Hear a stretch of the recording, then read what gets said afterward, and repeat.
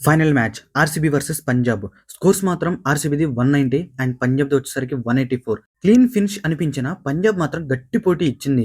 చివరి 2 ఓవర్ల వరకు ఎవరు గెలుస్తారో కూడా అర్థం కాలేదు. మ్యాచెస్ మాత్రం చాలా టెన్స్డ్ గా నడిచాయి. ఈ మ్యాచ్ లో జరిగిన టర్నింగ్ పాయింట్స్ గురించి మాట్లాడుకుందాం ఇప్పుడు. Turning point number 1, stunning catch by Philip Salt. ఒకవేళ ఫిలిప్ సాల్ట్ ఈ క్యాచ్ ని కనుక చేయకపోయినట్టయితే కన్ఫర్మ్ గా ఆర్సీబీ ఈ మ్యాచ్ లాస్ట్ అయ్యేది. ఎందుకంటే స్కోర్ డిఫరెన్స్ కూడా 6 అనమాట. ఆర్సీబీది 190 అండ్ పంజాబ్ది వచ్చేసరికి 184. అంటే డిఫరెన్స్ ఎంత?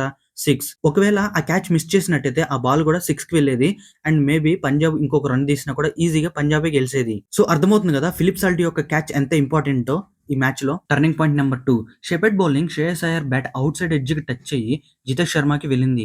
కానీ జితేష్ శర్మ ఏ మిస్టేక్ చేయకుండా ఆ బాల్ ని పట్టాడు. శ్రేయస్ అయ్యర్ గ్రీస్ లో ఒక్కసారి సెట్ అయ్యాడంటే మనందరికి తెలుసు ఎలా ఆడతాడు. లాస్ట్ మ్యాచ్ లో చూసాం కదా ముంబై ఇండియన్స్ మీద ఎలాంటి ఇన్నింగ్స్ ఆడాడు. తను గనక గ్రీస్ లో సెట్ అయితే ఇన్నింగ్స్ ఆడే ఎబిలిటీ ఉంది, కానీ ఆర్సీబీ మాత్రం ఆ ఛాన్స్ ఇవ్వలేదు. Turning point number 3, Bhuvanesh Kumar 17వ ఓవర్ లో 2 వికెట్స్ తీసి మ్యాచ్ స్వరూపాన్ని మార్చేశాడు. బట్ పంజాబ్ కింగ్స్ లో శశాంక్ సింగ్ మాత్రం 30 బాల్స్ లో 61 కొట్టి నాట్అవుట్ గా నిలిచాడు. That's for today guys. Video నచ్చితే కన్ఫర్మ్ లైక్ కొట్టండి.